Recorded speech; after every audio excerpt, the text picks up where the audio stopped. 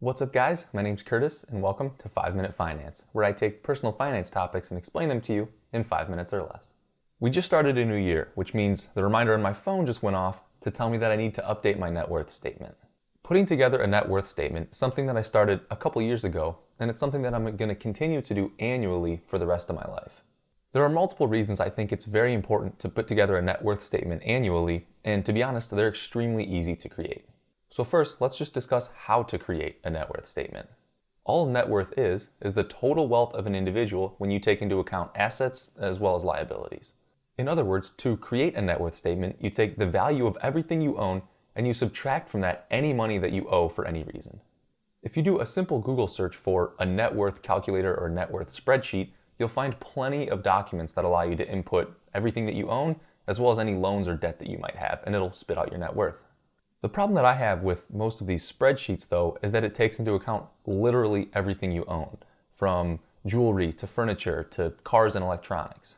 And although, yes, you do technically own those things and they might have some monetary value, I personally don't include all of those things in my net worth statements.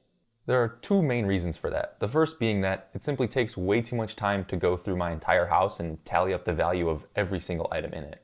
Reason number two is that, while maybe your couch is worth $500, you can't actually use that value to go buy anything or invest in stocks. So my recommendation when you're creating your own net worth statement is to include the following things in your asset column. Any cash equivalent liquid assets such as money in your checking or savings, money market account, and so on. Physical assets such as your house or maybe investment real estate. And lastly, long-term assets, which include your retirement accounts, any brokerage accounts, maybe any businesses that you own, etc. And again, I don't put furniture or any other lower value items in that physical assets portion for the reasons that I stated earlier.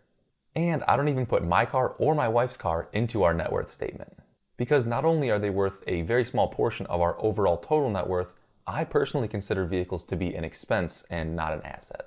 I don't expect the value of my cars to go up over time. They're definitely going to go down in value. And again, similar to that couch example I gave, I can't just take the value of my car and go and invest it. Now that the asset column is filled out, you need to go in and record all of your liabilities. And yes, I mean every single one.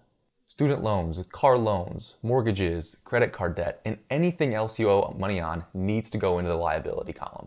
Take the total sum of each column and you subtract your liabilities from the total value of your assets. That is your current net worth. The unfortunate reality is a lot of people might do this and realize that their net worth is actually negative.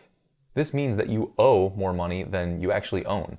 And don't let that scare you. Let it be encouragement for you to get out of debt and go start buying assets that are going to appreciate long term. Now that you know how to do your net worth statement, I wanted to discuss why, in my opinion, it's very important to do this regularly, at least once per year. I firmly believe that your ability to build wealth is far more important than your ability to earn a high income. And the best way to track how good you are at building wealth is to do a net worth statement. You could make $1 million per year, but I personally wouldn't be impressed at all if your net worth was $10. So net worth statements allow you to paint a picture of how well you are transforming your income into your net worth or your wealth. They also allow you to see how close you are to becoming financially independent. The general rule of thumb is once your total net worth is equal to 25 times your annual expenses, you're considered financially independent. At that point, working becomes optional. Lastly, net worth statements allow you to see how your overall wealth is increasing or decreasing over time. I use my net worth statement as proof that my financial discipline and frugality is actually helping me immensely long term. I hope this video helped you guys not only create your first net worth statement, but also helped you understand why you should do them regularly and why they're so important.